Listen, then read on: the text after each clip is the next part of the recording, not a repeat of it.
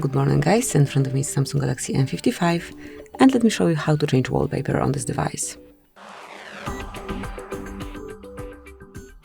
So at first find and select settings.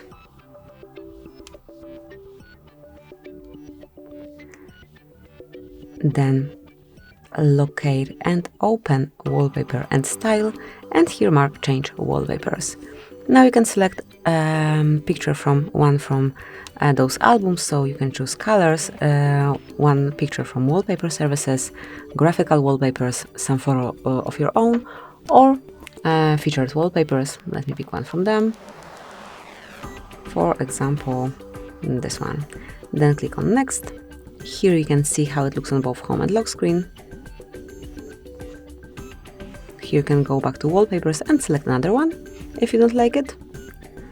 And if you want to apply it, just mark done.